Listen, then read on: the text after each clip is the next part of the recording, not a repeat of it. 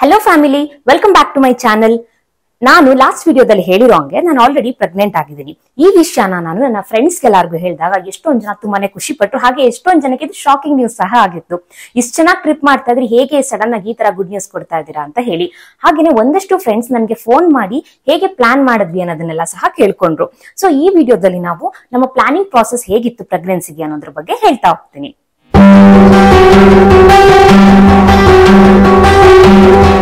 Firstly ನಾನು ನನ್ನ husband ಇಬ್ರು ಮದ್ವೆ ಆದಾಗಿಂದ ಒಂದು ಸರಿನೂ ಓಕೆ ನಾವ್ ಇವಾಗ ಪ್ಲಾನ್ ಮಾಡ್ಬೇಕು, ಇವಾಗ ನಮ್ಗೆ ಮಗು ಬೇಕು, ಇಷ್ಟು ವರ್ಷದವರೆಗೂ ಮಗು ಬೇಡ ಅನ್ನೋದು ಕಾನ್ಸೆಪ್ಟೇ ಬರ್ಲಿಲ್ಲ, ಅನ್ನೋ ಥಾಟ್ ಕೂಡ ನಮ್ಮಿಬ್ರಿಗೂ ಬರ್ಲಿಲ್ಲ. ಯಾಕೆ ಅಂತ ಹೇಳಿದ್ರೆ ನಾವಿಬ್ರು ಕ್ಲಿಯರ್ ಆಗಿದ್ವಿ, ಇದು ಒಂಥರ ಡಿವೈನ್ ಇಂಟರ್ವೆನ್ಷನ್ ಅಂತಾನೆ ಹೇಳ್ಬೋದು. ದೇವ್ರು ಯಾವಾಗ ಕೊಡ್ತಾರೆ, ನಮ್ಮ ಸುತ್ತಮುತ್ತ ಇರುವಂತ ಎನರ್ಜೀಸ್ ಯಾವಾಗ ನಮಗೆ ಸಪೋರ್ಟ್ ಮಾಡುತ್ತೆ ಅವಾಗ್ಲೇನೆ ನಮ್ಗೆ ಮಗು ಆಗೋದು ಅನ್ನೋದು ನನ್ಗಂತೂ ತುಂಬಾನೇ ಬಲವಾಗಿ ನಂಬಿದ್ದೆ ನಾನು. ಸೊ ಅದೇ ನನಗೆ ವರ್ಕ್ ಆಗಿದೆ. This is my suggestion. So if you are postponing, it will really affect your health. ಯಾಕೆ ಅಂತ ಹೇಳಿದ್ರೆ ಎಷ್ಟೊಂದು ಜನ 30 ವರ್ಷಕ್ಕೆ ಎಲ್ಲ ಮೇಲ್ಗಡೆನೆ ಇವಾಗ ಮದುವೆ ಆಗ್ತಾ ಇರೋದು. ನಿಜ ಹೇಳ್ಬೇಕಂದ್ರೆ ಮಿನಿಮಮ್ 28 ಇಯರ್ಸ್ ಆದ್ಮೇಲೆ ಎಷ್ಟೊಂದು ಜನ ಹುಡುಗಿರು ಇವಾಗ ಮದುವೆ ಆಗ್ತಾ ಇರೋದು. ಆಲ್ರೆಡಿ ಇವಾಗಿರೋ ಹೆಲ್ತ್ ಸಿಚುಯೇಷನ್ ನೋಡ್ಕೊಂಡ್ರೆ ಲೈಕ್ ನೀವು ಪೋಸ್ಟ್ಪೋನ್ ಮಾಡ್ತಾ ಹೋದ್ರೆ ನಿಮ್ಗೆ ಬಾಡಿಗೆ ಕೆಪಾಸಿಟಿ ಇರೋದಿಲ್ಲ ಪ್ರೆಗ್ನೆನ್ಸಿನ ತಡೆದು ಇಟ್ಕೊಳ್ಳೋ ಅಷ್ಟು, ಮಗುನ ಗರ್ಭದಲ್ಲಿ ಇಟ್ಕೊಳ್ಳೋ ಅಷ್ಟು ಗರ್ಭ ಕೂಡ ಸ್ಟ್ರೆಂತ್ ಇರೋದಿಲ್ಲ. ಸೊ ಆದ್ರಿಂದ ಪ್ರೆಗ್ನೆನ್ಸಿನ ಪ್ಲಾನ್ ಮಾಡೋದಕ್ಕೆ ಹೋಗ್ಬೇಡಿ, like leave it as it is ಅನ್ನೋದು ನನ್ನ ಸಜೆಷನ್. ಸೊ ಎರಡನೇ ಮಿಸ್ಟೇಕ್ ಏನಪ್ಪಾ ಅಂತ ಹೇಳಿದ್ರೆ ಪ್ಲಾನಿಂಗ್ ಅಂತಂದ್ರೆ ತುಂಬಾನೇ ಪ್ಲಾನ್ ಮಾಡ್ಬಿಡ್ತಾರೆ. Like okay fine, this is the ovulation time, ಈ ಟೈಮಲ್ಲಿ ನಾವು ಇಂಟರ್ಕೋರ್ಸ್ ಮಾಡ್ಬೇಕು. ಇದನ್ನಂತೂ ನಾನಂತೂ ತುಂಬಾನೇ ಮಿಸ್ಟೇಕ್ ಮಾಡಿದ್ನಿ. ಫಸ್ಟ್ 6 to 8 months ನಾನು ಮಾಡಿದ ಮಿಸ್ಟೇಕ್ ಇದ್ದೇನೆ. ಸೊ ಆದ್ರಿಂದ ನೀವ್ ಯಾರು ಈ ಮಿಸ್ಟೇಕ್ ಮಾಡೋದಕ್ಕೆ ಹೋಗ್ಬೇಡಿ. Everything is a process, so let it go ಅಂತ ಹೇಳಿ ಸುಮ್ನೆ ಆಗ್ಬೇಕು. ನೀವು ಈ ಓವ್ಯುಲೇಷನ್ ಟೈಮಲ್ಲಿ ಇಂಟರ್ಕೋರ್ಸ್ ಅಂತ ಹೇಳಿದ್ರೆ as per the medical thing it's okay, but ನಿಮ್ಗೂ ನಿಮ್ಮ ಹಸ್ಬೆಂಡ್ಗೂ ಬಾಂಡಿಂಗ್ ಹೇಗಿದೆ ಅನ್ನೋದನ್ನ ಮೇನ್ ಇಂಪಾರ್ಟೆಂಟ್ ಆಗುತ್ತೆ. ಸೊ ನನ್ಗದು ಒಂದು 6-8 ತಿಂಗಳಾದ್ಮೇಲೆ ರಿಯಲೈಸೇಷನ್ ಆಯ್ತು. ಫಸ್ಟ್ ಹಸ್ಬೆಂಡ್ ಅಂಡ್ ವೈಫ್ಗೆ ಬಾಂಡಿಂಗ್ ಇರಬೇಕು, ಅವರಿಬ್ರಿಗೂ ಪಾಸಿಟಿವ್ನೆಸ್ ಇರಬೇಕು. ಅದಾದ್ಮೇಲೆ like whatever you do everything will works ಅನ್ನೋದು ನನಗೆ ಅನಿಸ್ತು. ಮೂರನೇದು ಗೆಟಿಂಗ್ ಅಬಾರ್ಷನ್. ನಾನಂತೂ ಇದಕ್ಕೆ ತುಂಬಾನೇ ಅಗೇನ್ಸ್ಟ್ ಇದ್ದೀನಿ. ದೇವ್ರು ನಿಮ್ಗೆ ಒಂದು ಆಪರ್ಚುನಿಟಿ ಕೊಟ್ಟಿದಾರಲ್ವಾ, ಒಂದು ಒಳ್ಳೆ ಜೀವನ ಭೂಮಿ ಮೇಲೆ ಕರ್ಕೊಂಡ್ ಬಂದು ಬಿಡೋದಕ್ಕೆ. ಸೊ ಆಪರ್ಚುನಿಟಿನ ಯಾಕೆ ಮಿಸ್ ಮಾಡ್ಕೊಂತೀರಾ ಅಲ್ವಾ? ಸೊ ಮದ್ವೆ ಆದ ತಕ್ಷಣನೇ ಮಗು ಆಗಿದೆ, ಈಗಲೇ ಮಗು ಬೇಡ ಅಂತ ಹೇಳಿ ಅಬಾರ್ಷನ್ ಮಾಡಿಸ್ಕೊಳ್ಳೋದು. So I am just against it. It's your personal thing, but ನನಗೂ ಇದು ಒನ್ ಆಫ್ ದ ಮಿಸ್ಟೇಕ್ ಅಂತ ಅನ್ಸುತ್ತೆ. ಈಗ ನನ್ನ ಪ್ರಾಸೆಸ್ ಅಲ್ಲಿ ಫಸ್ಟ್ ಸ್ಟೆಪ್ ಏನ್ ಮಾಡಿದೆ ಅಂತ ಹೇಳಿದ್ರೆ, ನಾನು ಆಲ್ರೆಡಿ ಹೇಳ್ದಂಗೆ 6 to 8 months I was tracking everything ಅಲ್ವಾ. That is one of the mistake ಅಂತಾನು ಹೇಳಿದೀನಿ. 6 to 8 months ಟ್ರ್ಯಾಕ್ ಮಾಡೋದೇನ್ ಬೇಕಾಗಿಲ್ಲ. ಜಸ್ಟ್ 3 to 4 months ಟ್ರ್ಯಾಕ್ ಮಾಡಿ. ಏನೇನ್ ಟ್ರ್ಯಾಕ್ ಮಾಡ್ಬೇಕಂತ ಹೇಳಿದ್ರೆ, ನಿಮ್ ಪೀರಿಯಡ್ ಸ್ಟಾರ್ಟಿಂಗ್ ಡೇಟ್ ಏನು ಅಥವಾ ನೆಕ್ಸ್ಟ್ ಮಂತ್ ಸ್ಟಾರ್ಟಿಂಗ್ ಡೇಟ್ ಏನು ಅದೆರಡು ಗೊತ್ತಿರಬೇಕು. ಪೀರಿಯಡ್ ಫ್ಲೋ ಡ್ಯೂರೇಷನ್ ಏನು ಅದು ಗೊತ್ತಿರಬೇಕು. ಹಾಗೇನೆ ಓವ್ಯುಲೇಷನ್ ಯಾವಾಗ ಬರುತ್ತೆ, ನಿಮ್ದ್ರಲ್ಲಿ ಮೂಡ್ ಸ್ವಿಂಗ್ಸ್ ಆಗಿರ್ಬೋದು, ಈ ತರದನ್ನೆಲ್ಲ ಟ್ರ್ಯಾಕ್ ಮಾಡಿ. ಒಂದು 3 to 4 months ನಿಮ್ಗೆ ಒಂದು ಕ್ಲಿಯರ್ ಐಡಿಯಾ ಬಂದ್ಬಿಡುತ್ತೆ. ಲೈಕ್ ಅದಾದ್ಮೇಲೆ ನೀವು ಟ್ರ್ಯಾಕ್ ಮಾಡೋದೇ ಬೇಕಾಗಿಲ್ಲ, ಜಸ್ಟ್ ನಿಮಗೆ ಗೊತ್ತಾಗುತ್ತೆ ಓಕೆ ಇವತ್ತು ನನ್ನ ಡೇಟ್ ಇದೆ, ಇವತ್ತು ನನ್ನ ಓವ್ಯುಲೇಷನ್ ಟೈಮ್ ಇದೆ ಅನ್ನೋದು ನಿಮ್ಗೆ ಕ್ಲಿಯರ್ ಆಗಿ ಗೊತ್ತಾಗುತ್ತೆ. ಸೊ ಪ್ಲಾನಿಂಗ್ಗೆ ಪೂರ್ತಿ ಕಾನ್ಸಂಟ್ರೇಷನ್ ಮಾಡದೆ ಜಸ್ಟ್ 3 to 4 months ಟ್ರ್ಯಾಕ್ ಮಾಡಿ. ಅದಾದ್ಮೇಲೆ ಜಸ್ಟ್ ಲೆಟ್ ಇಟ್ ಗೋ. ಇವಾಗ ಏನ್ ಟ್ರ್ಯಾಕಿಂಗ್ ಆಲ್ಮೋಸ್ಟ್ ಎಷ್ಟೊಂದು ಕಡೆ ಆಪ್ಸ್ ಎಲ್ಲ ಇದೆ, ಐಫೋನ್ ಅಲ್ಲಿ ಇನ್ಬಿಲ್ಡ್ ಆಪ್ಸ್ ಇದೆ. So I just use the inbuilt app. ಅದಲ್ಲದೆ ನಾನು ನೋಟ್ ಡೌನ್ ಮಾಡ್ಕೊಂತಿದ್ದೆ, ಯಾಕಂದ್ರೆ ನಾನು ಬರೆಯೋದು ತುಂಬಾ ಇಷ್ಟ. ಸೊ ಅದರಿಂದ ನಾನು ಒಂದು ಡೈರಿಯಲ್ಲೂ ಸಹ ಎಲ್ಲಾನು ನೋಟ್ ಡೌನ್ ಮಾಡ್ಕೊಂತಿದ್ದೆ. ಸೊ ನಿಮಗೆ ಹೇಗೆ ಕಂಫರ್ಟಬಲ್ ಆಗುತ್ತೋ ನೀವು ಅದನ್ನ ಫಾಲೋ ಮಾಡಬಹುದು. ಸೆಕೆಂಡ್ ಸ್ಟೆಪ್ ಏನಂತ ಹೇಳಿದ್ರೆ ಕನ್ಸಲ್ಟಿಂಗ್ ಅ ಡಾಕ್ಟರ್. ಎಷ್ಟೊಂದು ಜನ ಈ ವಿಷಯಕ್ಕೆಲ್ಲ ಡಾಕ್ಟರ್ ಹತ್ರ ಹೋಗ್ಬಾರ್ದಪ್ಪ ಅಂತ ಅನ್ಕೊಂಡು ಮನೇಲಿರೋರು ಇರ್ತಾರೆ. 1 year ಮದುವೆ ಆಗಿ 1 year ವರ್ಗು ನೀವು ಟ್ರೈ ಮಾಡಿ. ಅದಾದ್ಮೇಲೆ ನಿಮ್ಗೆ ಮಗು ಆಗ್ತಾ ಇಲ್ಲ ಅಂತ ಹೇಳಿದ್ರೆ ಡಾಕ್ಟರ್ನ ಕನ್ಸಲ್ಟೇಷನ್ ಮಾಡಿ. ಡಾಕ್ಟರ್ ಹತ್ರ ಹೋಗ್ತಾ ಇದ್ದಂಗೆ ಅವರು ಬ್ಲಡ್ ರಿಪೋರ್ಟ್ ಎಲ್ಲಾನು ನೋಡ್ತಾರೆ, ನಿಮ್ ಇಕ್ವಾಲಿಟಿ ಏನಿದೆ, ನಿಮ್ ಪೀರಿಯಡ್ ಸೈಕಲ್ ಏನು, ಪ್ರಾಬ್ಲಮ್ ಆಗ್ತಾ ಇದೆಯಾ, ಏನು PCOD ಇದೆಯಾ, PCOS ಇದೆಯಾ, ಇದನ್ನೆಲ್ಲಾನು ತರೋ ಚೆಕ್ಅಪ್ ಮಾಡಿಸ್ಕೊಳ್ಳಿ. ಯಾಕೆ ಡಾಕ್ಟರ್ ಕನ್ಸಲ್ಟೇಷನ್ ಇಂಪಾರ್ಟೆಂಟ್ ಅಂತ ಹೇಳ್ತಾ ಇದೀನಿ ಅಂತ ಹೇಳಿದ್ರೆ, ಎಷ್ಟೊಂದ್ ಜನ ಒಂದ್ 2-3 ವರ್ಷ ಆಗಿರುತ್ತೆ ಡಾಕ್ಟರ್ನ ಕನ್ಸಲ್ಟೇಷನ್ ಮಾಡೋದಕ್ಕೆ ಇಂದು ಮುಂದೆ ನೋಡ್ಕೊಂಡು ಏನಕ್ಕೆ ಹೋಗ್ಬೇಕು, ಬಿಡು ಇನ್ನೊಂದ್ ಸ್ವಲ್ಪ ಟ್ರೈ ಮಾಡೋಣ ಅಂತ ಹೇಳಿ ಹಾಗೆ ಅದನ್ನ ನೆಗ್ಲೆಕ್ಟ್ ಮಾಡ್ತಾರೆ. ಅವರಲ್ಲಿರೋ ಪ್ರಾಬ್ಲಮ್ PCOD, PCOS ಏನಾದ್ರು ಪ್ರಾಬ್ಲಮ್ ಇದ್ರೆ ಎಷ್ಟೊಂದ್ ಜನಕ್ಕೆ ವಿತೌಟ್ ಸಿಂಪ್ಟಮ್ಸ್ PCOD, PCOS ಇರುತ್ತೆ ಹುಡುಗಿರಿಗೆ. ಸೊ ಇದೆಲ್ಲ ಗೊತ್ತೇ ಆಗೋದಿಲ್ಲ. ಸೊ ನಿಮ್ಗೆ ಸ್ಟಾರ್ಟಿಂಗ್ ಸ್ಟೇಜ್ ಅಲ್ಲೇ ಗೊತ್ತಾಗ್ಬಿಟ್ರೆ ಇಟ್ ಇಸ್ ಜಸ್ಟ್ ಈಸಿ ಅಲ್ವಾ. With tablets everything can be cured. ಇವಾಗ ಸ್ಟಾರ್ಟಿಂಗ್ ಸ್ಟೇಜ್ ಅಲ್ಲಿ ಇದ್ದಾಗ ನಾನು ಬರೀ ಹುಡುಗಿರ್ಗೆ ಅಂತ ಹೇಳ್ತಿಲ್ಲ, ಜನರಲಿ ಮೆಂಟಾಲಿಟಿ ಇರುತ್ತೆ ಸೊಸೈಟಿಯಲ್ಲಿ ಅಲ್ವಾ, ಏನಾದ್ರು ಈ ತರ ಪ್ರಾಬ್ಲಮ್ ಅಂತಂದ್ರೆ ಹುಡುಗಿರ್ಗೆ ಪ್ರಾಬ್ಲಮ್ ಇರುತ್ತೆ ಅಂತ. ನೋ, ಹಸ್ಬೆಂಡ್ ಅಂಡ್ ವೈಫ್ ಇಬ್ರು ಡಾಕ್ಟರ್ ಹತ್ರ ಹೋಗಿ ಇಬ್ರು ಚೆಕ್ಅಪ್ ಮಾಡಿಸ್ಕೊಳ್ಳಿ. ಥರ್ಡ್ ಒನ್ ಏನಂತ ಹೇಳಿದ್ರೆ life style changes. Life style changes ಅಲ್ಲಿ ಫಸ್ಟ್ ಥಿಂಗ್ ಎಕ್ಸರ್ಸೈಸ್. ಇವಾಗಿರುವಂತ ಬಿಸಿ ಸ್ಕೆಡ್ಯೂಲ್ ಅಲ್ಲಿ ಎಷ್ಟೊಂದ್ ಜನ ಎಕ್ಸರ್ಸೈಸ್ ಮಾಡೋದನ್ನ ಮರ್ತ್ಬಿಟ್ಟಿರ್ತೀವಿ. ಸೊ ನೀವೇನಾದ್ರೂ ಜಿಮ್ ಪರ್ಸನ್ ಆಗಿದ್ರೆ ವೆಲ್ ಅಂಡ್ ಗುಡ್. ಸೊ ಜಿಮ್ಮಿಗೆ ಹೋಗಿ ಆರಾಮಾಗಿ ಎಕ್ಸರ್ಸೈಸ್ ಮಾಡಿ, ಇಲ್ಲ ಅಂತ ಹೇಳಿದ್ರೆ ಮನೇಲೇ ಇದ್ಕೊಂಡು ಯೋಗಾಸನ ಪ್ರಾಕ್ಟೀಸ್ ಮಾಡ್ಬೋದು. ನಾನು ಜಿಮ್ ಪರ್ಸನ್ ಅಲ್ಲ, ನಾನು ಮನೇಲೆ ಆನ್ಲೈನ್ ಮುಖಾಂತರ ಕೋರ್ಸ್ ತಗೊಂಡು ನಾನು ಯೋಗಾಸನ ಪ್ರಾಕ್ಟೀಸ್ ಮಾಡಿದ್ದು.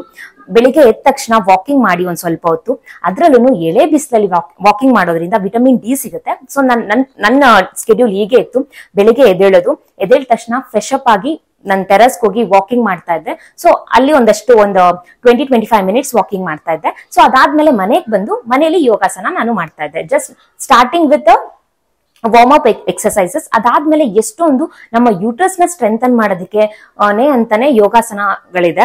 ಸೊ ಅದನ್ನ ನೀವು ಆನ್ಲೈನ್ ಅಲ್ಲಿ ನೋಡ್ಬೋದು. ನನಗೆ ಗೊತ್ತಿರೋ ಅಷ್ಟನ್ನ ಒಂದಷ್ಟನ್ನ ನಾನು ಸ್ಕ್ರೀನ್ ಮೇಲೆ ಡಿಸ್ಪ್ಲೇ ಮಾಡ್ತಾ ಇರ್ತೀನಿ. ಸೊ ನೀವು ಅದನ್ನ ನೋಡಿ ಪ್ರಾಕ್ಟೀಸ್ ಮಾಡ್ಬೋದು. ಸೊ ಫಾರ್ ಎಕ್ಸಾಂಪಲ್ ಸೂರ್ಯ ನಮಸ್ಕಾರ ಆಗಿರ್ಬೋದು, ಬಟರ್ಫ್ಲೈ ಪೋಸಸ್ ಆಗಿರ್ಬೋದು, ಹಾಗೆ ಕ್ಯಾಟ್ ಅಂಡ್ ಕೌ ಪೋಸ್ ಆಗಿರ್ಬೋದು. ಇದೆಲ್ಲ ತುಂಬಾನೇ ಚೆನ್ನಾಗಿ ಯೂಟ್ರಸ್ ಮಸಲ್ಸ್ ನ ಸ್ಟ್ರೆಂತ್ ಮಾಡೋದಕ್ಕೆ ಹೆಲ್ಪ್ ಮಾಡುತ್ತೆ. ಸೊ ಎಕ್ಸರ್ಸೈಸ್ ನ ಮರಿಬೇಡಿ. ಲೈಫ್ ಸ್ಟೈಲ್ ಚೇಂಜಸ್ ಅಲ್ಲಿ ಸೆಕೆಂಡ್ ಒನ್ ಮೆಡಿಟೇಷನ್. ನಮ್ಮ ಫಿಸಿಕಲ್ ಬಾಡಿನ ನೋಡ್ಕೊಂಡ್ವಿ ನಾವು, ಹಾಗೆ ಮೆಂಟಲಿ ಕೂಡ ಸ್ಟ್ರಾಂಗ್ ಆಗಿರ್ಬೇಕಲ್ವಾ. ಫಿಸಿಕಲಿ ಸ್ಟ್ರಾಂಗ್ ಆಗಿದ್ರೆ ಸಾಲಲ್ಲ, ಮೆಂಟಲಿ ಸಹ ಸ್ಟ್ರಾಂಗ್ ಆಗಿರ್ಬೇಕು. ಅದೇ ಮೆಡಿಟೇಷನ್ ಇಂದ ಅಚೀವ್ ಮಾಡೋದಕ್ಕಾಗೋದು ನೀವು. ಸೊ ನಾನ್ ಯಾವ ತರ ಮೆಡಿಟೇಷನ್ ಮಾಡ್ತಿದ್ದೆ ಅಂತ ಹೇಳಿದ್ರೆ, ಯೋನಿ ಮುದ್ರದಿಂದ ಮೆಡಿಟೇಷನ್ ಮಾಡ್ತಿದ್ದೆ. ಈ ತರ ಇದ್ರೆ ಯೋನಿ ಮುದ್ರ, ಈ ತೋರ್ ಬೆರಳು ಏನಿದೆ ಅದು ಕೆಳಗಡೆ ಪಾಯಿಂಟ್ ಆಗ್ತಾ ಇರಬೇಕು, ಹೆಬ್ಬೆಟ್ಟು ಇದೆರಡು ಮೇಲ್ಗಡೆ ಪಾಯಿಂಟ್ ಆಗ್ತಾ ಇರಬೇಕು. ನಾನು ಇದನ್ನ ಪೋಸಸ್ ಸಹ ಸ್ಕ್ರೀನ್ ಮೇಲೆ ಡಿಸ್ಪ್ಲೇ ಮಾಡಿರ್ತೀನಿ, ನೀವು ಅದನ್ನ ನೋಡ್ಕೊಂಡು ಮೆಡಿಟೇಷನ್ ಮಾಡ್ಬೋದು. ಹಾಗೇನೆ ಕಾಮಾಖ್ಯ ದೇವಿದು ಒಂದು ಯೂಟ್ಯೂಬ್ ಅಲ್ಲಿ ಒಂದು ವಿಡಿಯೋ ಸಿಕ್ತು ನನಗೆ, ಅದನ್ನ ನನ್ನ ಫ್ರೆಂಡ್ ಕಳಿಸಿದ್ದು. ಸೊ ಆ ವಿಡಿಯೋನ ಪ್ಲೇ ಮಾಡಿ ನಾನು ಈ ಯೋನಿ ಮುದ್ರದಿಂದ ಮೆಡಿಟೇಷನ್ ಮಾಡ್ತಿದ್ದೆ. ಈ ಟೈಮಲ್ಲಿ ನಾನು ಏನ್ ಮಾಡ್ತಾ ಇದ್ದೆ ಅಂತ ಹೇಳಿದ್ರೆ, ಕಣ್ಣು ಮುಚ್ಕೊಂಡು ವಿಜುವಲೈಸೇಷನ್ ಮಾಡ್ಕೊಂತಿದ್ದೆ. ನಾನು ಆಲ್ರೆಡಿ ಪ್ರೆಗ್ನೆಂಟ್ ಆಗಿದ್ದೀನಿ, ನನ್ನ ಹೊಟ್ಟೆಲಿ ಮಗು ಇದೆ, ಮಗು ತುಂಬಾ ಆರೋಗ್ಯವಾಗಿ ಬೆಳೀತಿದೆ, ಮಗುಗೆ ಕ್ಯಾರೆಕ್ಟರಿಸ್ಟಿಕ್ಸ್ ಹೇಗಿರ್ಬೇಕು, ಯಾವ ತರ ಕಾಣಿಸ್ಬೇಕು, ಎಷ್ಟು ಉದ್ದ ಇರಬೇಕು, ಯಾವ ತರ ಹಾಬೀಸ್ ಇರ್ಬೇಕು, ಯಾವ ತರ ಗುಣಗಳಿರ್ಬೇಕು, ಇದನ್ನೆಲ್ಲಾನು ನಾನು ಮುಂಚೆನೆ ವಿಜುವಲೈಸೇಷನ್ ಮಾಡ್ಕೊಂಡಿದ್ದೆ. ಇನ್ನೊಂದೇನಂತ ಹೇಳಿದ್ರೆ, ಅಟ್ಲೀಸ್ಟ್ ನಿಮ್ಮ ಹಸ್ಬೆಂಡ್ ಅಥವಾ ವೈಫ್ ಇಬ್ರು ನೀವೇನಾದ್ರೂ ಮೆಡಿಟೇಷನ್ ಇಷ್ಟಪಡೋರಾದ್ರೆ ನೀವು ಕಪಲ್ ಮೆಡಿಟೇಷನ್ ಸಹ ಮಾಡ್ಬೋದು. ಇದು ತುಂಬಾನೇ ಹೆಲ್ಪ್ ಆಗುತ್ತೆ. ನನ್ಗೆ ಎಷ್ಟೊಂದ್ ಜನ ಗೊತ್ತಿರೋರು ಹೇಳಿದ್ದಾರೆ ಕಪಲ್ ಮೆಡಿಟೇಷನ್ ರಿಯಲಿ ವರ್ಕ್ಸ್ ಅಂತ ಹೇಳಿದ್ದಾರೆ. ಬಟ್ ನನ್ನ ಕೇಸಲ್ಲಿ ನನ್ನ ಹಸ್ಬೆಂಡ್ ಮೆಡಿಟೇಷನ್ ಎಲ್ಲ ಮಾಡುವಂತವ್ರಲ್ಲ. ಸೊ ಅದರಿಂದ ಜಸ್ಟ್ ಅವ್ರು ಮಾಡ್ಲಿಲ್ಲ ಅಂದ್ರೆ ಪರವಾಗಿಲ್ಲ, ನನ್ನ ಕಡೆಯಿಂದ ಎಫರ್ಟ್ ಇರ್ಬೇಕಂತ ಹೇಳಿ ನಾನು ದಿನ ಬೆಳಿಗ್ಗೆ ಮೆಡಿಟೇಷನ್ ಮಾಡ್ತಾ ಇದ್ದೆ. ಸೊ ಇದು ನನಗೆ ವರ್ಕ್ ಆಗಿದೆ. ನಾನು ಇನ್ನೂ ಸಹ ಪ್ರೆಗ್ನೆನ್ಸಿ ಟೈಮಲ್ಲೂ ಸಹ ಮೆಡಿಟೇಷನ್ ಮಾಡ್ತಾ ಇದ್ದೀನಿ. ನಾನ್ ಅನ್ಕೊಂಡಾಗೆ ಕ್ಯಾರೆಕ್ಟರಿಸ್ಟಿಕ್ಸ್ ನನ್ ಮಗುಗ್ ಬಂದಿದ್ಯೋ ಇಲ್ವೋ ಅನ್ನೋದನ್ನ ಒಂದು ವಿಡಿಯೋ ಮಾಡಿ ನಾನು ಫ್ಯೂಚರ್ ಅಲ್ಲಿ ಅಪ್ಲೋಡ್ ಮಾಡ್ತೀನಿ. ಬಟ್ ಆಸ್ ಆಫ್ ನೌ ನನ್ನ ಪ್ರೆಗ್ನೆನ್ಸಿ ಪ್ರಕಾರ ತಗೊಂಡ್ರೆ ನನ್ನ ವಿಜುವಲೈಸೇಷನ್ ವರ್ಕ್ ಆಗಿದೆ. ಲೈಫ್ ಸ್ಟೈಲ್ ಚೇಂಜಸ್ ಅಲ್ಲಿ ಮೂರನೇದು ಫುಡ್ ರಿಲೇಟೆಡ್ ಚೇಂಜಸ್. ನನಗಂತೂ ತುಂಬಾನೇ ಈಸಿ ಆದಂತ ನನ್ನ ಲೈಫ್ ಸ್ಟೈಲ್ ಚೇಂಜಸ್ ಅಲ್ಲಿ ಫುಡ್ ಚೇಂಜಸ್. ಯಾಕೆ ಅಂತ ಹೇಳಿದ್ರೆ ಐ ಆಮ್ ನಾಟ್ ಫುಡಿ. ನನಗೆ ಯಾವ್ದು ಓಕೆ ಇದ್ ತಿನ್ಬೇಕು ಅದ್ ತಿನ್ಬೇಕು ಅಂತ ಆಸೆ ಆಗೋದಿಲ್ಲ. ಯಾವಾಗ್ಲೂ ಆದ್ರೂ ಒಂದ್ಸರಿ ಆಗುತ್ತೆ, ಅದನ್ನ ಅವಾಗ ತಿಂತೀನಿ. ಬಟ್ ಇಟ್ಸ್ ಓಕೆ, ನನ್ಗೆ ಡೈಲಿ ಓಕೆ ನಾನು ಐಸ್ ಕ್ರೀಮ್ ತಿನ್ಬೇಕು, ಇವತ್ತು ಪಾನಿಪುರಿ ತಿನ್ಬೇಕು, ಇವತ್ತು ಅದ್ ತಿನ್ಬೇಕು, ಆ ತರದ್ ಇದುವರೆಗೂ ನನ್ಗೆ ಅನ್ಸಿಲ್ಲ. ಸೊ ಫುಡ್ ರಿಲೇಟೆಡ್ ಚೇಂಜಸ್ ಮಾಡ್ಕೊಳ್ಳೋದು ನನಗೆ ತುಂಬಾನೇ ಈಸಿ ಆಯ್ತು ಪರ್ಸನಲಿ. ನಾನು ಏನೇನ್ ಚೇಂಜಸ್ ಮಾಡ್ಕೊಂಡೆ ಅಂತ ಹೇಳಿದ್ರೆ, ನಾನು ವೆಜಿಟೇರಿಯನ್ ಆಗಿರೋದ್ರಿಂದ ನಾನು ಮೊದ್ಲಿಂದನೂ ನಾನು ನಾನ್ ವೆಜ್ ಕಟ್ ಆಫ್ ಮಾಡ್ತಿದ್ದೆ. ಸೊ ಅದರಿಂದ ನನಗೆ ನಾನ್ ವೆಜ್ ಇಂದ ಏನ್ ಗುಡ್ ಏನ್ ಬ್ಯಾಡ್ ಅನ್ನೋದನ್ನ ಈ ವಿಡಿಯೋದಲ್ಲಿ ನಾನು ನಿಮ್ಗೆ ಹೇಳೋದಕ್ಕಾಗಲ್ಲ. ಬಟ್ ಆಸ್ ಎ ವೆಜಿಟೇರಿಯನ್ ನಾನು ವೆಜಿಟೇಬಲ್ಸ್ ತುಂಬಾ ಚೆನ್ನಾಗಿ ತಿಂತಿದ್ದೆ, ಫ್ರೂಟ್ಸ್, ಹಾಗೆ ವಾಟರ್ ಇಂಟೇಕ್ ಮಾತ್ರ ತುಂಬಾನೇ ಚೆನ್ನಾಗಿರ್ಬೇಕು. Daily 2 to 3 litres of water ನ ತಗೊಂತಾ ಇರಿ. ಹಾಗೆ ಇದು ವೆಜಿಟೇಬಲ್ಸ್ ಬಂದ್ರಂತೂ ಡೈಲಿ ಒಂದ್ ಸಲಾಡ್ ತರ ಏನಾದ್ರು, ಅದು ಕುಕುಂಬರ್ ಆಗಿರ್ಬೋದು, ಕ್ಯಾರೆಟ್ ಆಗಿರ್ಬೋದು, ಇದನ್ನೆಲ್ಲ ಸೈಡ್ ಅಲ್ಲಿ ಬರೀ ಅನ್ನ ಸಾಂಬಾರ್ ತಿನ್ನೋದಕ್ಕಿಂತ ಸೈಡ್ ಅಲ್ಲಿ ಅದನ್ನ ಒಂದು ಸಲಾಡ್ ತರ ಮಾಡಿ ಇಟ್ಕೊಂಡು ಅದನ್ನು ತಿಂತಾ ಹೋಗಿ. ಬ್ರಾಕ್ಲಿ ನನ್ನ ಫೇವ್ರೇಟ್ ಅಂತೂ ಬ್ರಾಕ್ಲಿ ಆಗಿತ್ತು. ಪ್ರೆಗ್ನೆನ್ಸಿಗಿಂತ ಮುಂಚೆ ನಾನು ಬ್ರಾಕ್ಲಿನ ಡೈಲಿ ಕೊಟ್ಟರು ತಿಂತಾ ಇದ್ದೆ, ಅಷ್ಟು ಇಷ್ಟ ಆಗ್ತಾ ಇತ್ತು. ಬಟ್ ಇವಾಗ ಪ್ರೆಗ್ನೆಂಟ್ ಆದ್ಮೇಲೆ I am not liking the taste. ಯಾಕೆ ಅಂತ ಗೊತ್ತಿಲ್ಲ ಅದು. ಬಟ್ ಫುಡ್ ರಿಲೇಟೆಡ್ ಚೇಂಜಸ್ ಮಾಡ್ಕೊಳ್ಳೇಬೇಕು. ಹೊರಗಡೆ ಔಟ್ಸೈಡ್ ಫುಡ್ ಅಂತೂ ಕಟ್ ಮಾಡ್ಬಿಡಿ. Like that is good, well and good. Like 15 days once is fine. ನಾನು ನಿಮ್ಗೆ ನಿಮ್ ಟೇಸ್ಟ್ ಬಡ್ಸ್ ನ ಕಂಪ್ಲೀಟ್ ಆಗಿ ಅವಾಯ್ಡ್ ಮಾಡಿ ಅಂತ ಹೇಳ್ತಾ ಇಲ್ಲ, ಅವಾಗ ತಗೊಳ್ಳೋದು ಓಕೆ. ಬಟ್ ಔಟ್ಸೈಡ್ ಫುಡ್ ಮೇಲೆ ಡಿಪೆಂಡ್ ಆಗಿರೋದು that is not a good way ನನ್ನ ಪ್ರಕಾರ. ಯಾಕೆ ಅಂತ ಹೇಳಿದ್ರೆ, ಮನೇಲಿ ಮಾಡೋದಾಗಿದ್ರೆ ಪ್ರೀತಿಯಿಂದ ಮಾಡಿರ್ತಾರೆ, ಫುಡ್ ಸಾತ್ವಿಕವಾದಂತಹ ಆಹಾರ ಸಿಗುತ್ತೆ. ಹೊರಗಡೆ ಅವರು ಅವ್ರ ಬಿಸ್ನೆಸ್ಗೋಸ್ಕರ ಮಾಡೋದು, ಅವ್ರು ನಿಮ್ಗೆ ಅಷ್ಟೊಂದು ಕ್ಲೀನ್ ಆಗಿ ಆಗ್ಲಿ ಅಷ್ಟೊಂದು ಪ್ರೀತಿಯಿಂದ ಆಗ್ಲಿ ಸರ್ವ್ ಮಾಡೋಲ್ಲ. ಎಷ್ಟೇ ನೀವು 5 star ಹೋಟೆಲ್ಗೆ ಹೋದ್ರು ಅಷ್ಟೇ ಇರುತ್ತೆ. ಸೊ ಆದ್ರಿಂದ ಔಟ್ಸೈಡ್ ಫುಡ್ ನ ಕಟ್ ಆಫ್ ಮಾಡಿ ಮನೇಲಿ ನೀವೇ ಪ್ರಿಪೇರ್ ಮಾಡ್ಕೊಳ್ಳಿ. ಇಲ್ಲಾಂದ್ರೆ ಮನೇಲಿ ಯಾರು ಪ್ರಿಪೇರ್ ಮಾಡ್ಕೊಳ್ಳೋರು, ಅತ್ತೆನೋ ಅಮ್ಮನೋ ಯಾರು ಇರ್ತಾರೆ, ಸೊ ಅವ್ರ ಹತ್ರ ಪ್ರಿಪೇರ್ ಮಾಡಿಸ್ಕೊಂಡು ಊಟ ಮಾಡಿ. ಇನ್ ನೆಕ್ಸ್ಟ್ ಏನಪ್ಪಾ ಅಂತ ಹೇಳಿದ್ರೆ, ಆಲ್ಕೋಹಾಲ್ ಹಾಗೆ ಸ್ಮೋಕಿಂಗ್. ಹಸ್ಬೆಂಡ್ ಅಂಡ್ ವೈಫ್ ನಾನು ಇಬ್ಬರಿಗೂ ಹೇಳ್ತಾ ಇರೋದು, ಹಸ್ಬೆಂಡ್ ಸ್ಮೋಕ್ ಮಾಡೋದಾಗ್ಲಿ ಆಲ್ಕೋಹಾಲ್ ಮಾಡೋದಾಗ್ಲಿ ಇದು ಸಹ ನೀವು ಪ್ರೆಗ್ನೆನ್ಸಿ ಪ್ಲಾನ್ ಮಾಡ್ತಾ ಇದ್ರೆ ಅಫೆಕ್ಟ್ ಆಗುತ್ತೆ. ಸೊ ಆದ್ರಿಂದ ಎರಡನ್ನೂ ಕಟ್ ಡೌನ್ ಮಾಡಿ. If you are a smoker or drinker, ನಮ್ ವಿಷಯದಲ್ಲಿ ನಮ್ಗೆ ಇದು ಯಾವ್ದು ಪ್ರಾಬ್ಲಮೇ ಆಗ್ಲಿಲ್ಲ. So as we don't smoke and drink, so ಯಾವ್ದು ಪ್ರಾಬ್ಲಮ್ ಆಗ್ಲಿಲ್ಲ. ನಾನು ಹೇಳಿದ್ನಲ್ಲ, ಫುಡ್ ರಿಲೇಟೆಡ್ ಚೇಂಜಸ್ ಅಂತೂ ನನ್ನ ಲೈಫಲ್ಲಿ ನನಗೆ ತುಂಬಾನೇ ಈಸಿಯಾಗಿ ಆದಂತ life style changes. Next one ಏನಂತ ಹೇಳಿದ್ರೆ ದೇವರ ಅನುಗ್ರಹ. ಈ ಭೂಮಿ ಮೇಲೆ ದೇವ್ರ ಇಚ್ಛೆ ಇಲ್ಲದೆ ಒಂದು ಉಲ್ಕಡ್ಡಿ ಸಹ ಅಳ್ಳಾಡಲ್ಲ ಅಂತ ಹೇಳ್ತಾರೆ ಅಲ್ವಾ. ಅಂತದ್ರಲ್ಲಿ ಇಷ್ಟು ದೊಡ್ಡ ಪ್ರಾಸೆಸ್ ಇದು ಪ್ರೆಗ್ನೆನ್ಸಿ ಅಂತ ಹೇಳಿದ್ರೆ, ಇಷ್ಟು ದೊಡ್ಡ ರೆಸ್ಪಾನ್ಸಿಬಿಲಿಟಿ ಅಂತಾನೆ ಹೇಳ್ಬೋದು. ಇದನ್ನ ನಮ್ಗೆ ರೆಸ್ಪಾನ್ಸಿಬಿಲಿಟಿನ ಒಳ್ಳೆ ರೀತಿಯಲ್ಲಿ ನಡ್ಸ್ಕೊಂಡು ಹೋಗುವಂತ ಶಕ್ತಿ ಬೇಕು. ಹಾಗೆ ಪ್ರೆಗ್ನೆನ್ಸಿ ಡೆಲಿವರಿ ಚೆನ್ನಾಗ್ ಆಗ್ಬೇಕು ಅನ್ನೋ ಶಕ್ತಿ ಬೇಕು ಅಂತ ಹೇಳಿದ್ರೆ ದೇವರ ಅನುಗ್ರಹ ಇರ್ಲೇಬೇಕು. ನಾನು ಪರ್ಸನಲಿ ಅದನ್ನ ತುಂಬಾನೇ ನಂಬ್ತೀನಿ. ಸೊ ಈ ಕಾರಣಕ್ಕೇನೆ ನಾನು ಯೂಟ್ಯೂಬ್ ಅಲ್ಲಿ ಒಂದಷ್ಟು ವಿಡಿಯೋನ ಸರ್ಚ್ ಮಾಡಿದ್ದೆ. ಅದ್ರಲ್ಲಿ ವೀಣಾ ಜೋಶಿ ಅಂತ ಒಬ್ರು ಕರ್ನಾಟಕದವ್ರು ಇದ್ದಾರೆ. ಅವ್ರ ಚಾನಲ್ ನನ್ಗೆ ಒಂದ್ 2-3 ವಿಡಿಯೋ ಸಿಕ್ತು. ಅದ್ರಲ್ಲಂತೂ ಒಂದು ವಿಡಿಯೋ ನನ್ಗೆ ತುಂಬಾನೇ ಇಂಪ್ರೆಸ್ ಮಾಡ್ತು ನೋಡ್ತಾ ಇದ್ದಂಗೆನೆ. ಆ ವಿಡಿಯೋ ಲಿಂಕ್ ನಾನು ಡಿಸ್ಕ್ರಿಪ್ಷನ್ ಅಲ್ಲಿ ಮೆನ್ಷನ್ ಮಾಡಿರ್ತೀನಿ. ನಿಮ್ಗೆ ಇಷ್ಟ ಇದ್ರೆ ಅದನ್ನ ಚೆಕ್ ಮಾಡ್ಬೋದು. ಅದೇನಿಲ್ಲ, ಪಾರ್ವತಿ ದೇವಿಗೆ ರಿಲೇಟ್ ಆಗಿರುವಂತ ಮಂತ್ರ ಅದು. ಆ ಮಂತ್ರನ ದಿನ ಒಂದು ದೀಪ ಹಚ್ಚಿ, ಆ ದೀಪನೇ ಪಾರ್ವತಿ ದೇವಿ ಅಂತ ಅನ್ಕೊಂಡು ಕೈಯಲ್ಲಿ ಒಂದು ಬೊಟ್ಲಲ್ಲಿ ನೀರಿಟ್ಕೊಂಡು ಆ ಮಂತ್ರನ 7 ಸಾರಿ ಹೇಳ್ಬೇಕು. ಹೇಳಿ ಅದಾದ್ಮೇಲೆ ಆ ನೀರ್ನ ಕುಡಿಬಹುದು. ಸೊ ಇದು ಪ್ರೆಗ್ನೆನ್ಸಿಗಿಂತ ಮುಂಚೆಯಿಂದಲೂ ಶುರು ಮಾಡ್ಬೋದು, ಹಾಗೆ ಡೆಲಿವರಿ ಆಗೋವರೆಗೂ ಈ ಮಂತ್ರನ ಹೇಳ್ತಾನೆ ಇರ್ಬೋದು. ನಾನು ಇನ್ನೂ ಸಹ ದಿನ ಬೆಳಿಗ್ಗೆ ಈ ಮಂತ್ರನ ಹೇಳ್ತಾ ಇದ್ದೀನಿ.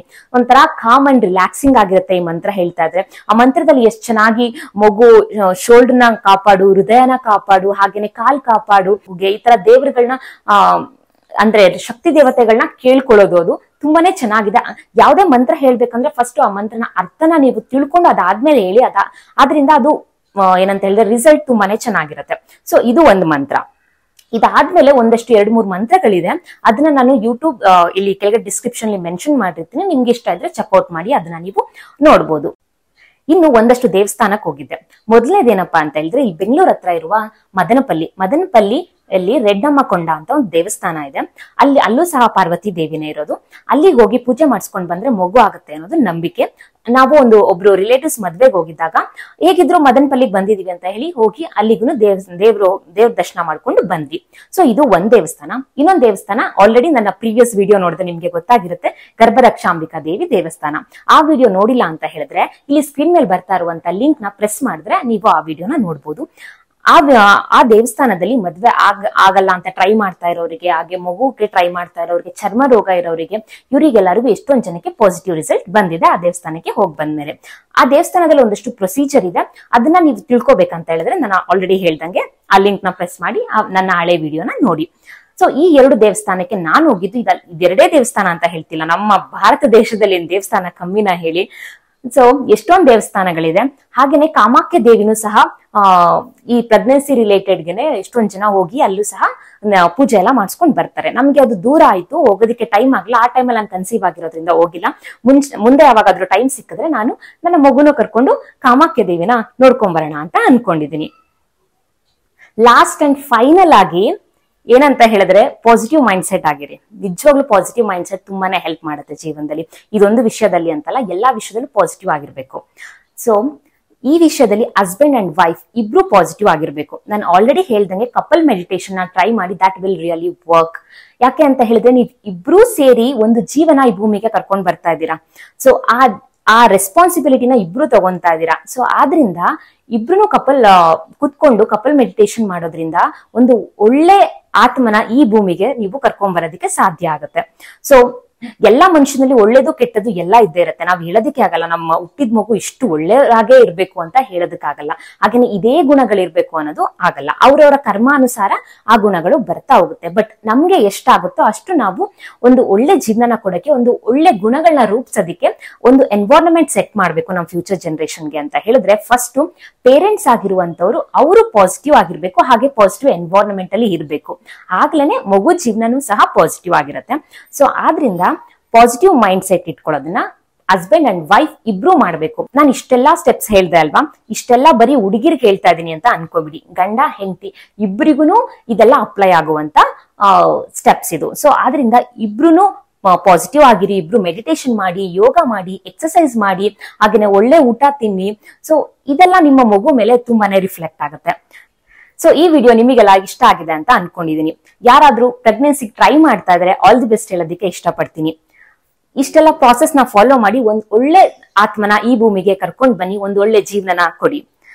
ಹಾಗೇನೆ ಈ ವಿಡಿಯೋ ನಿಮಗೆಲ್ಲರಿಗೂ ಇಷ್ಟ ಆಗಿದ್ರೆ ವಿಡಿಯೋನ ಲೈಕ್ ಮಾಡಿ, ಶೇರ್ ಮಾಡಿ, ಹಾಗೆ ಕಮೆಂಟ್ ಮಾಡೋದನ್ನ ಮರಿಬೇಡಿ. Thank you all for watching. Love you all. Take care. Bye bye.